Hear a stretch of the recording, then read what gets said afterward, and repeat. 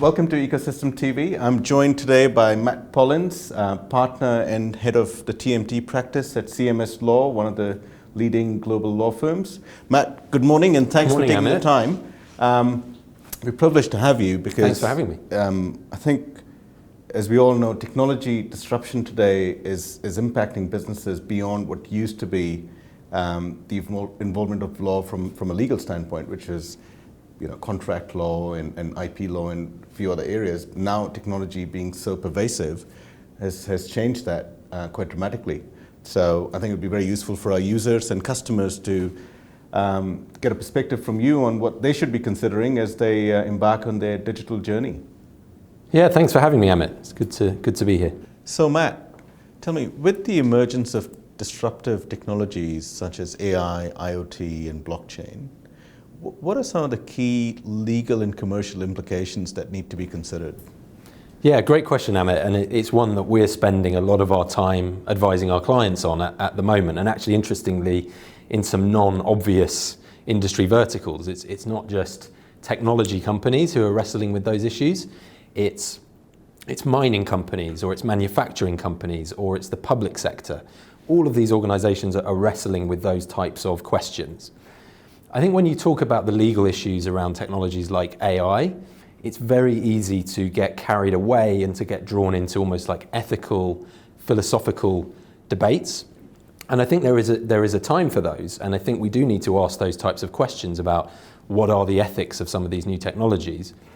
But in terms of the real world, day-to-day legal issues of those technologies, it isn't the philosophical, ethical things. It's more the transactional stuff that we see on the ground. So to give you a bit of a flavor, I'll give you an example. So recently we helped a client of ours that's a mining company, and they want to shift towards a fully digital mining strategy over the next sort of 5 to 10 years. And part of that is they're going to introduce autonomous vehicles to their mining sites, so driverless trucks whizzing around these locations around the world. Very, very exciting. And they're powered by AI. So in terms of the day-to-day legal issues that come up on projects like that, it's things like data ownership. So you see things like the technology vendor, the provider of that autonomous tech, saying, we want to have some ownership of that data being collected in the mining site. We want to use it to improve our algorithms. And you see the customer saying, that's not okay. It's my mining site, it's my data. I'm not happy with you owning the data. So this data ownership issue is one that's coming up time and time again.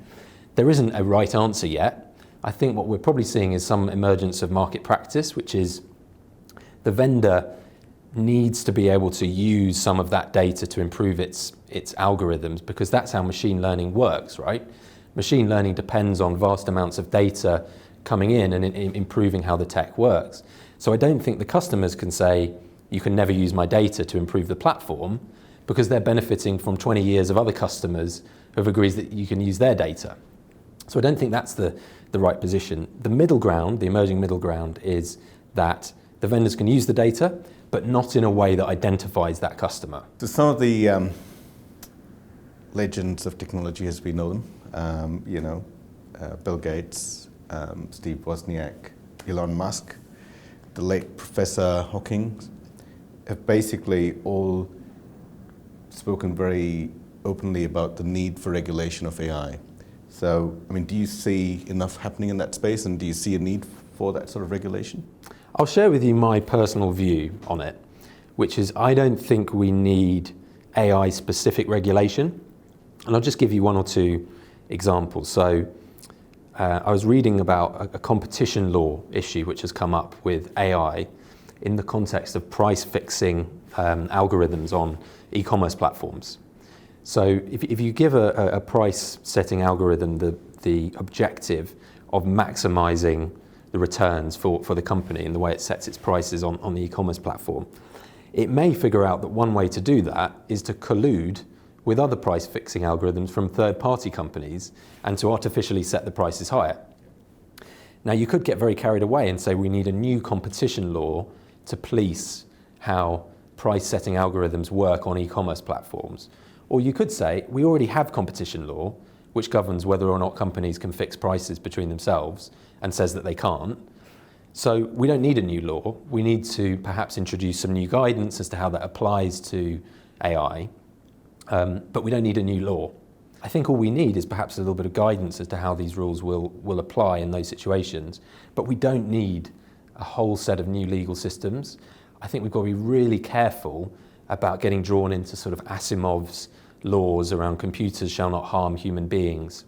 And the risk of over-regulating is that the industries will get so tied down in the regulation that they won't be able to truly innovate, or the countries that introduce those regulations will cease to be the front runners of the global AI kind of race that is happening today, and other countries will succeed. Matt, how have some of these disruptive technologies impacted the legal industry?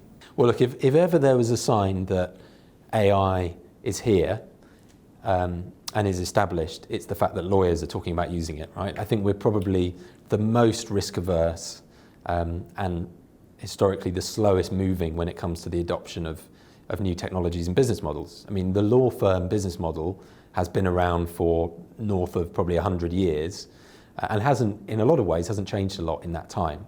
So the fact that we're having conversations now about introducing AI tools, about introducing technology-powered products and solutions, is the best indication I've seen that bigger picture, AI is here and it's an established technology. For example, we use AI tools. We actually use an ex-CIA technology called BrainSpace in some of our litigation work. So things like document discovery, when you have to go through tens of thousands of documents and try and pull out interesting or relevant pieces of information. We use those tools to deliver the litigation work that we're doing. So that's almost under the bonnet of what we're doing. You know, it's powering what we do. The other thing that we're doing is we're launching client-facing solutions.